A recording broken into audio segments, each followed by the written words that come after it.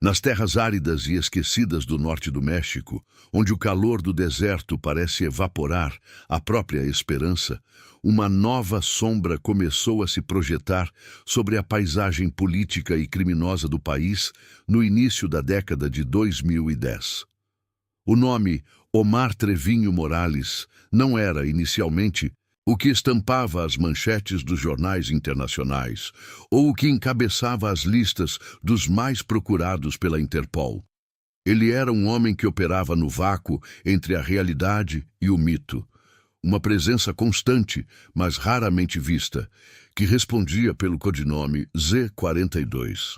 Para entender a magnitude do terror que ele viria a desencadear, é preciso compreender primeiro o solo em que suas raízes foram plantadas, o seio da família Trevinho Morales, a dinastia que transformou o tráfico de drogas em uma guerra de extermínio sem precedentes contra a própria sociedade. Omar passou a maior parte de sua vida adulta eclipsado pela figura vulcânica e aterrorizante de seu irmão mais velho, Miguel Ángel Trevinho Morales, o infame Z40. Miguel era um homem cuja reputação de brutalidade era tão vasta que se tornara lendária no submundo. Ele era o líder que não apenas ordenava a morte de seus inimigos, mas que frequentemente as executava com requintes de crueldade, deliciando-se com o pavor que inspirava. Nesse cenário de violência teatral e absoluta, Omar ocupava um lugar de observador atento e silencioso. Ele era o irmão leal, o braço direito que não buscava a glória imediata dos campos de batalha, mas que absorvia cada nuance da estrutura de poder que Miguel construía tijolo por tijolo. A sombra do irmão era vasta e escura, servindo como um manto protetor sob o qual Omar podia forjar sua própria identidade criminosa, longe dos olhos curiosos das autoridades e até mesmo de seus rivais mais próximos. Enquanto Miguel era a face pública e explosiva dos Zetas, Omar era o seu motor silencioso e cerebral. Ele começou sua trajetória no cartel não como um soldado de infantaria, mas como o estrategista financeiro e o coordenador logístico da organização. Ele era o contador, o homem que lidava com a contabilidade complexa de um império que movimentava bilhões de dólares em entorpecentes e extorsões. Omar gerenciava as rotas que serpenteavam pelas passagens fronteiriças mais perigosas, negociava com fornecedores internacionais e garantia que os subornos chegassem às mãos certas, desde policiais locais até os altos escalões do governo. Sua mente funcionava como um relógio suíço, calculando riscos e lucros com uma frieza que contrastava drasticamente com o temperamento impulsivo de sua linhagem. No entanto, enganava-se quem pensava que sua familiaridade com números o tornava menos letal. Ele estava apenas aprendendo a mecânica do terror através de uma lente administrativa e sistêmica. Carregar o sobrenome Trevinho era, contudo, uma herança de sangue que impunha um fardo esmagador. Em um mundo onde qualquer sinal de hesitação é interpretado como uma sentença de morte, Omar enfrentava a pressão constante de provar que não era apenas o beneficiário de um nepotismo criminoso. Ele sabia que os comandantes veteranos, homens endurecidos que haviam desertado de forças especiais do exército, o observavam com ceticismo e desdém. Para eles, o contador era uma peça necessária, mas não necessariamente um líder capaz de comandar homens em combate. Essa necessidade de legitimação começou a corroer a fachada de burocrata discreto que Omar cultivara por anos. A psicologia de carregar o nome Trevinho exigia que ele, eventualmente, superasse a selvageria de seus irmãos para garantir sua própria sobrevivência e o respeito de seus subordinados. Ele precisava demonstrar que o sangue em suas veias era capaz de gelar diante da maior das atrocidades. A metamorfose de Omar, passando de um gestor de logística para um senhor da guerra implacável, foi um processo sombrio e deliberado. A sede de sangue, que talvez estivesse latente em seu código genético, começou a se manifestar à medida que ele assumia mais responsabilidades operacionais e menos administrativas. Ele descobriu que a gestão de um cartel exigia mais do que apenas eficiência financeira. Exigia a imposição de uma vontade absoluta através da erradicação sistemática de qualquer forma de oposição. A calma que ele exibia durante as reuniões de negócios começou a ser interpretada de uma nova e sinistra maneira. Era a calma de um predador que não precisa rosnar para ser temido. Omar passou a orquestrar execuções com a mesma precisão com que organizava seus livros contábeis, transformando a violência em uma ferramenta de gestão institucionalizada e fria. O que o mundo estava prestes a descobrir era que o irmão quieto, o homem que preferia as sombras aos holofotes da infâmia, era, na verdade, o elemento mais perigoso de toda a dinastia. Enquanto Miguel era o fogo que queimava tudo o que tocava, Omar estava se tornando o gelo que rachava silenciosamente as fundações da sociedade. Sua visão para os Zetas era de uma dominação total, uma máquina de guerra que não conhecia limites morais. Antes de continuarmos, inscreva-se no canal e nos conte nos comentários de onde você está assistindo. A transição estava completa. O burocrata morrera para dar lugar ao monstro que o México aprenderia a temer em cada esquina. O vácuo de poder que se aproximava não seria preenchido por um estranho, mas por alguém que conhecia cada segredo, cada rota e cada fraqueza do império. O reinado de Z42 estava apenas começando, e ninguém estava preparado para a escuridão que se seguiria.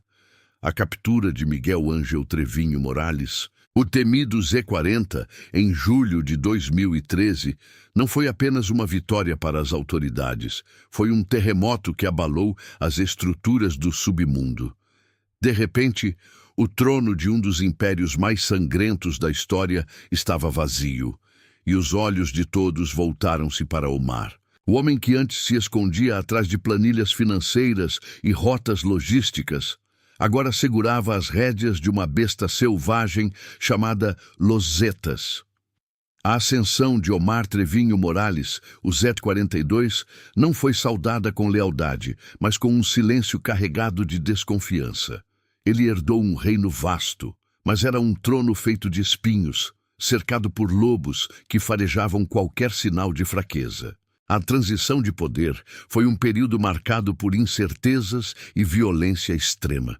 Para os comandantes veteranos, homens que forjaram sua reputação em batalhas campais, Omar ainda era apenas o irmão mais novo, o burocrata que nunca havia sentido o recuo de um fuzil em combate real.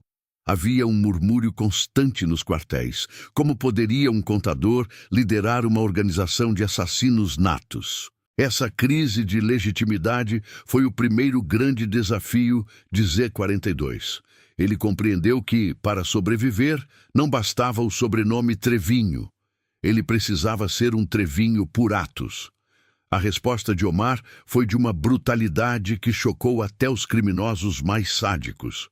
Ele não procurou a diplomacia, escolhendo o terror absoluto como sua única linguagem de comando. Omar iniciou uma purga interna feroz, eliminando qualquer um que questionasse suas ordens. Se seu irmão Miguel era impulsivo, Omar revelou-se cirúrgico e expansivo. Ele percebeu que a força bruta precisava de controle total sobre a vida civil. Sob seu comando, Los Zetas deixaram de ser apenas um cartel de drogas para se tornarem uma corporação de crime diversificado. A extorsão tornou-se a norma para qualquer negócio legal ou ilegal. O sequestro de imigrantes e cidadãos comuns transformou-se em uma linha de montagem de horror, onde o valor de uma vida era medido puramente em dinheiro vivo. A máquina de guerra de Z42 expandiu-se agressivamente, reivindicando novas praças com uma sede de conquista insaciável. O roubo de combustível, o huachicol, tornou-se uma fonte vital de renda para sustentar o arsenal do cartel. Omar não queria apenas o lucro. ele ambicionava o domínio psicológico. Ele transformou cidades inteiras em feudos, onde o medo era o único governante. No entanto, à medida que seu poder absoluto crescia, sua sanidade trilhava o caminho inverso. A paranoia infiltrou-se em sua mente como um veneno lento. Omar via traidores em cada esquina e conspirações em cada sussurro. Relatos descrevem um homem de temperamento explosivo, capaz de matar subordinados leais por erros triviais ou olhares mal interpretados. O perfil de Z42 consolidava-se como o de um monstro imprevisível. Ele já não guardava semelhança com o contador calmo dos bastidores. Era agora o arquiteto de um pesadelo vivo. Suas explosões de raiva tornaram-se lendárias, e o círculo de confiança encolhia a cada dia. Ele vivia em alerta permanente, uma tensão que nublava seu julgamento estratégico. O rei estava no topo, mas o solo era instável, feito de areia movediça e sangue fresco. Enquanto projetava invencibilidade através de massacres públicos nas entranhas do cartel, algo perigoso começava a germinar silenciosamente. A lealdade estava sendo corroída pela ganância e pelo instinto de sobrevivência. Comandantes veteranos olhavam para as recompensas milionárias e para o comportamento errático de seu líder com novos olhos. Uma traição interna, silenciosa e letal, começava a ser arquitetada por aqueles que estavam mais próximos de Omar. Eles percebiam que o reinado pelo terror era uma faca que acabaria por cortar a própria garganta da organização. Nas sombras das mansões e nos esconderijos do deserto, o descontentamento transformava-se em planos concretos.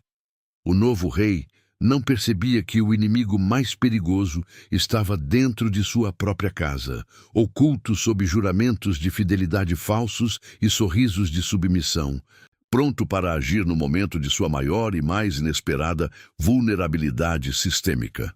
O nome de Omar Trevinho Morales, o Z42, encabeçava as listas mais sombrias das agências de inteligência. Para o governo mexicano e a DEA, ele era uma afronta direta à soberania nacional.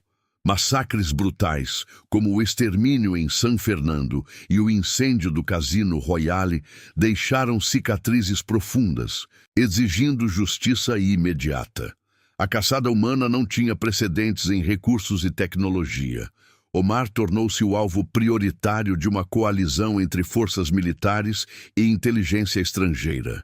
O cerco estava se fechando, mas o rastro de sangue deixado por Z42 servia como mapa e aviso para quem ousasse se aproximar de seu domínio absoluto. A figura de Z42 representava o ápice da crueldade organizada naquele momento histórico. Com recompensas espalhadas, $5 milhões foram oferecidos por sua cabeça. Esse valor astronômico tornou o ar que Omar respirava pesado e perigoso. No submundo, a lealdade desvaloriza-se brutalmente diante de fortunas capazes de mudar vidas. Z42 sabia disso perfeitamente. Ele olhava para seus guarda-costas e via apenas potenciais traidores calculando o lucro. Cada sussurro em um canto escuro alimentava uma paranoia doentia que consumia sua mente. O homem que governava pelo terror era agora escravo do medo, percebendo que o preço de sua vida era o maior incentivo para sua própria ruína final. A traição não era mais uma questão de ser, mas de quando ocorreria. A existência de Omar virou um labirinto de fugas constantes. Ele nunca ficava no mesmo local por muitas horas, vivendo em alerta paranoico. Sua rotina oscilava entre a opulência e a miséria. Em uma noite, dormia em mansões de mármore, na outra, em buracos úmidos no deserto de Coahuila, com o fuzil ao alcance da mão.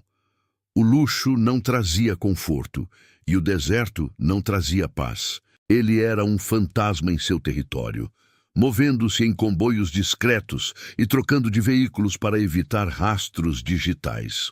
O cansaço era visível em seu rosto, marcado pelas noites mal dormidas e pela tensão. A liberdade de Z-42 tornara-se uma prisão em movimento. Enquanto Omar fugia, a inteligência mudava de estratégia. Pararam de perseguir sombras e começaram a rastrear sinais. O cerco tecnológico foi implacável e silencioso. Analistas monitoravam frequências de rádio e interceptavam comunicações de mensageiros. Sabiam que Z-42 evitava celulares, mas precisava emitir ordens. A logística de suprimentos básicos, como comida e medicamentos, começou a desenhar um padrão geográfico. O isolamento de Omar estava sendo mapeado em salas de monitoramento. Cada mensageiro capturado era uma peça vital do quebra-cabeça. A tecnologia vencia a barbárie, transformando o silêncio do líder em sua maior e mais fatal vulnerabilidade estratégica e tática para a organização. O isolamento corroeu sua percepção da realidade. Trancado em casas seguras, cercado por homens movidos pelo medo, Omar perdeu o contato com as ruas. Ele já não distinguia aliados de traidores. A paranoia tornou-se uma doença debilitante, gerando execuções baseadas em suspeitas infundadas. Z-42 comandava um império que desmoronava sob o peso da desconfiança mútua e corrosiva. Tornou-se um rei sem súditos fiéis, esperando o impacto inevitável em meio ao silêncio ensurdecedor de seus esconderijos. A exaustão física e mental de viver como um fugitivo permanente começava a nublar seu julgamento, deixando-o vulnerável como nunca estivera antes diante do avanço das forças especiais mexicanas. A busca por normalidade selou seu destino. Exausto da vida nômade, Omar buscou refúgio no coração da elite. Acreditava que o lugar mais seguro era onde menos esperariam encontrá-lo. No bairro de luxo de San Pedro Garza Garcia. Ali, tentou desaparecer entre os privilegiados, mas a soberba o levou a um erro banal de segurança. Um detalhe na rotina de sua residência chamou a atenção de um olhar treinado da Marinha. O homem mais procurado do México estava sob mira telescópica constante. Ele nem desconfiava que o fim de sua jornada estava a um passo, oculto sob a elegância discreta daquela zona residencial exclusiva. O cerco final estava montado e pronto para o golpe de misericórdia. Para Omar Trevinho Morales, a guerra já não era uma abstração estratégica discutida em salas de guerra improvisadas. Era uma realidade asfixiante que o cercava por todos os lados. Enquanto as forças federais mexicanas fechavam o cerco legal e militar, os seus rivais mais implacáveis, os cartéis de Sinaloa e do Golfo, iniciaram uma ofensiva coordenada para desmantelar o que restava da estrutura dos Zetas. Z-42 via-se preso em uma tenaz mortal. De um lado, o Estado mexicano buscava sua cabeça para validar sua guerra contra o crime. Do outro, antigos aliados e inimigos viscerais disputavam cada centímetro das rotas de tráfico que os Trevinho Morales haviam dominado com mão de ferro por anos.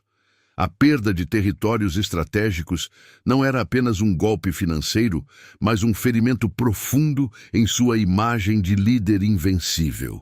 Ele assistia, impotente, enquanto seus comandantes de campo eram eliminados ou desertavam para as fileiras inimigas, atraídos por promessas de paz ou simplesmente fugindo da paranoia violenta de seu próprio chefe. No refúgio dourado de San Pedro Garza Garcia, a realidade de Omar tornou-se uma névoa de luxo e pavor. Ele habitava mansões cujas paredes pareciam observar cada um de seus movimentos. O município, conhecido por ser um dos enclaves mais seguros e ricos da América Latina, oferecia uma ilusão de normalidade que Omar tentava desesperadamente abraçar. No entanto, a paz de São Pedro era para ele uma tortura silenciosa. Ele via traição no olhar do jardineiro, veneno em cada refeição servida e escutas telefônicas em cada fresta de ventilação. A exaustão de viver como um fantasma. escondido à vista de todos entre a elite industrial, começou a fragmentar sua psique. O homem que outrora decidia o destino de centenas com um simples aceno de cabeça, agora passava as madrugadas em claro, percorrendo os corredores silenciosos de sua residência com uma pistola carregada, assombrado pela ideia de que seu refúgio era, na verdade, uma cela de luxo aguardando o carcereiro. A traição final, o golpe que realmente rompeu as defesas de Z-42, não veio de um satélite espião ou de uma escuta eletrônica sofisticada, mas do coração de sua própria guarda. Um informante anônimo, alguém que havia jurado lealdade eterna e que conhecia as camadas mais profundas de sua rotina de segurança, decidiu que o Império de Omar era um navio que naufragava rapidamente. Este traidor, motivado pelo medo de ser a próxima vítima dos expurgos internos de Omar, ou talvez seduzido pela promessa de imunidade e pela recompensa milionária, começou a vazar informações vitais para a Secretaria da Marinha Mexicana. Foram fornecidos detalhes sobre as trocas de turno de seus guarda-costas, os veículos blindados que ele utilizava para deslocamentos discretos e, mais crucialmente, a rotina exata de suas raras horas de sono. A confiança, a única moeda que ainda mantinha o cartel unido, havia sido completamente desvalorizada pela proximidade da queda. Em um último esforço de vontade, quase como um ato de negação contra o inevitável, Omar tentou emitir o que seria sua última ordem de comando. Em uma série de mensagens criptografadas enviadas através de uma rede de mensageiros cada vez menor, ele ordenou uma reorganização total das células remanescentes dos Zetas. Ele queria um confronto final, uma demonstração de força que silenciasse os rivais e enviasse uma mensagem clara ao governo de que ele ainda era o dono daquelas terras. Ele planejava um ataque coordenado contra os líderes do Cartel do Golfo em Tamaulipas, acreditando que uma vitória sangrenta restauraria sua legitimidade perdida. Era um plano desesperado de um homem que se recusava a aceitar que seu tempo havia acabado. Ele passava horas debruçado sobre mapas e relatórios de inteligência, ignorando os sinais óbvios de que suas ordens já não eram cumpridas com a mesma eficácia de antes. O império estava se fragmentando por dentro. A atmosfera naquela noite em San Pedro estava carregada de uma eletricidade estática, o tipo de silêncio que precede os grandes desastres naturais. Omar, finalmente vencido pela privação de sono, que durava dias, retirou-se para seu quarto, acreditando que a escuridão daquela zona residencial de elite seria sua capa protetora por mais algumas horas. Ele não percebeu que a Marinha Mexicana já havia posicionado suas equipes de elite a poucos quarteirões de distância, em silêncio absoluto. Enquanto o líder dos Zetas fechava os olhos, buscando um breve momento de esquecimento, o horizonte começou a ser preenchido por um som grave e persistente. As luzes de helicópteros silenciosos surgiram subitamente no horizonte como predadores emergindo do vazio, cortando o céu estrelado de Nuevo León. O cerco final, planejado durante meses de vigilância obsessiva, estava pronto para ser fechado sobre a última grande figura de uma linhagem de terror, capturando-o no momento de sua maior e mais profunda vulnerabilidade sistêmica e emocional. O silêncio em San Pedro Garza Garcia era absoluto. Uma redoma de cristal que protegia os segredos dos homens mais poderosos do México sob a luz pálida das estrelas. Mas, naquela madrugada de março de 2015, o ar parecia subitamente mais pesado, carregado com a tensão invisível de uma tempestade que não vinha do céu, mas da determinação férrea da Marinha Mexicana. Sem o estrépito de sirenes ou o clarão de holofotes prematuros, as equipes de elite deslizaram pelas ruas arborizadas como sombras projetadas pelo próprio destino. Não houve um grito de guerra imediato, Apenas o som abafado de botas táticas tocando o pavimento impecável daquele enclave de luxo. A operação foi uma coreografia de precisão cirúrgica, um balé letal desenhado para capturar o último bastião de uma dinastia de horror sem disparar, inicialmente, um único projétil de fuzil. O objetivo era claro: desmistificar o monstro antes que ele pudesse se transformar em um mártir ou em uma pira de violência final. Quando as portas da mansão foram rompidas por arietes silenciosos, o estrondo ecoou não apenas nas paredes de mármore, mas nos alicerces do Império dos Zetas.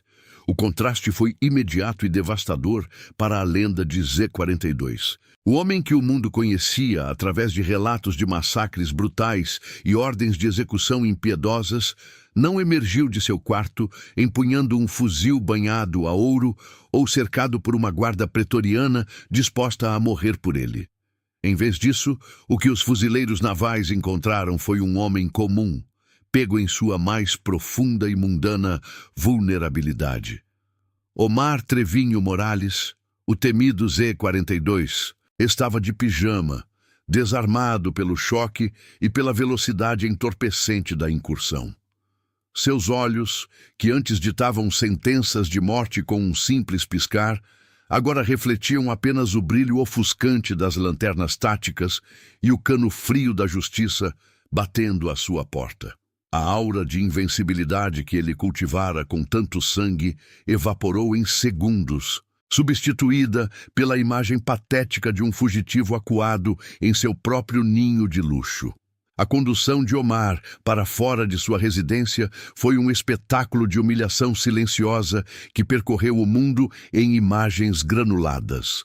Sob a custódia dos militares, sua postura outrora arrogante estava curvada não apenas pelo peso das correntes físicas, mas pelo colapso súbito de seu mundo psicológico.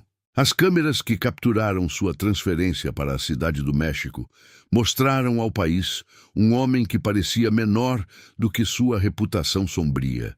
A queda do mito de Z-42 foi transmitida em tempo real, servindo como uma autópsia pública de um poder que se acreditava eterno e inalcançável. O rosto de Omar, desprovido da máscara de terror que costumava usar como armadura, revelava agora uma mistura de cansaço crônico e uma incredulidade latente. Ele não era mais o senhor da guerra que comandava exércitos de sicários e decidia o preço da vida humana. Era apenas mais um detento, um número em um sistema que ele passou a vida inteira tentando corromper ou destruir. A dinastia Trevinho Morales, que por anos agiu como um governo paralelo nas sombras do México, chegava ao seu crepúsculo de forma melancólica e definitiva. Dentro das salas de interrogatório, a batalha psicológica começou com um duelo de silêncios. Omar mantinha uma postura de negação obstinada, recusando-se a aceitar que o tabuleiro de xadrez onde ele se imaginava o rei absoluto havia sido virado. Ele olhava para seus captores com um resquício de desprezo, uma tentativa desesperada de manter o controle em um ambiente onde ele não possuía mais nada além de suas memórias de infâmia. A recusa em cooperar não era um ato de lealdade ao cartel, mas o último refúgio de um ego que não conseguia processar a própria derrota. Enquanto os oficiais da DEA e da inteligência mexicana apresentavam as provas irrefutáveis de seus crimes e a rede de traições que o entregara, Omar parecia flutuar em um estado de dissociação, como se esperasse que, a qualquer momento, uma ordem sua pudesse derrubar as paredes da prisão e restaurar seu trono de espinhos. Mas o silêncio absoluto do lado de fora era o sinal mais claro de que sua influência havia secado completamente.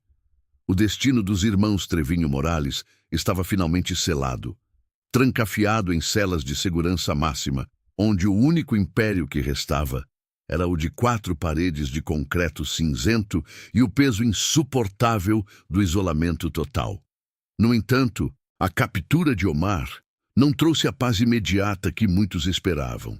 Pelo contrário, o vácuo deixado por sua queda agiu como um catalisador para uma nova e mais caótica fase de violência desgovernada. Sem a figura centralizadora, ainda que paranoica, de Z-42, a estrutura já fragilizada dos Zetas começou a se fragmentar em uma velocidade alarmante e sangrenta.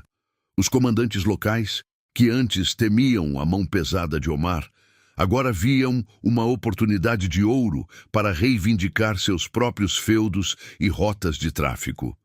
O cartel não apenas perdeu seu líder supremo, ele começou a se devorar vivo por dentro, transformando as alianças de sangue em traições oportunistas. O terror que Omar havia institucionalizado voltou-se contra sua própria organização, transformando o que restava do império em um campo de batalha fratricida, onde ninguém estava seguro e a lealdade havia se tornado uma relíquia do passado.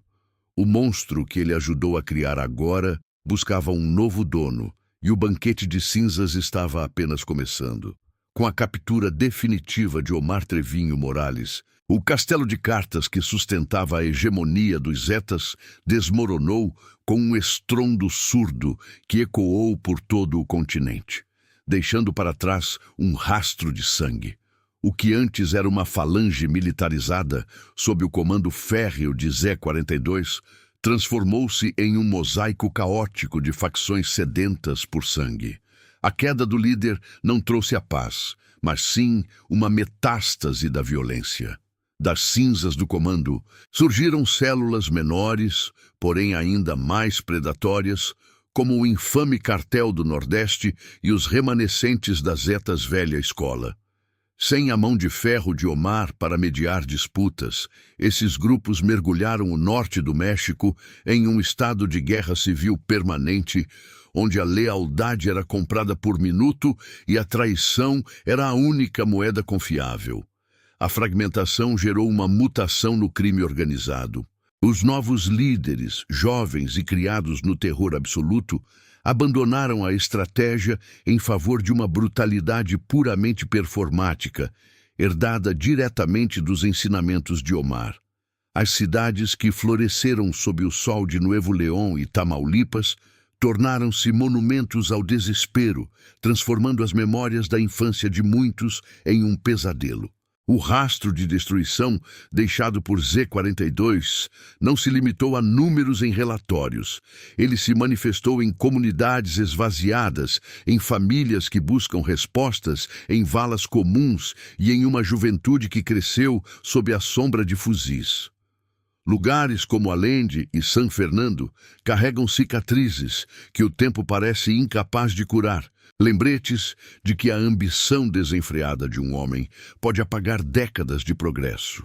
A era de Omar Trevinho mudou a fisionomia do México, transformando ruas vibrantes em labirintos de silêncio e medo, onde caminhar à noite tornou-se um desafio constante à sorte. Enquanto o mundo lidava com as consequências, Omar encontrava-se aprisionado nas profundezas do altiplano. Dentro das prisões de segurança máxima, o outrora senhor da vida e da morte descobriu que o isolamento é a forma mais refinada de tortura para quem viveu cercado de bajuladores. Suas tentativas de exercer influência sobre os muros foram esmagadas pelo rigor do sistema e pela indiferença daqueles que o temiam. No vácuo do poder carcerário, Omar tornou-se uma relíquia, um nome que evocava calafrios, mas sem peso operacional para alterar o curso do tráfico. O silêncio de sua cela servia como um espelho implacável, devolvendo a imagem de um homem que trocou sua alma por um trono de vidro que se estilhaçou sob seus pés. A moral dessa trajetória sangrenta é escrita com a tinta amarga da ruína, provando que o mal é inerentemente autodestrutivo. O poder construído sobre o medo, o sangue e a desumanização é instável, uma construção condenada ao colapso. Omar Trevinho Morales acreditava ser o arquiteto de uma nova ordem, um imperador das sombras que desafiaria a moralidade indefinidamente. Contudo, sua queda provou que nenhum império de terror possui raízes profundas para resistir à erosão da justiça e à traição que o próprio ódio semeia. O México pós-Zetas é um cenário fragmentado, onde a zetização da violência tornou-se o padrão para os cartéis que o sucederam, deixando um legado maldito que ainda assombra a segurança nacional.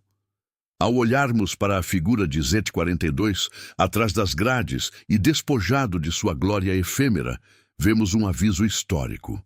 Ele é a representação de que a tirania do narcotráfico é uma estrada que leva ao isolamento ou à sepultura. Omar Trevinho Morales, o homem que queria ser o mais temido, terminou como o mais solitário, uma sombra nos arquivos da infâmia mexicana.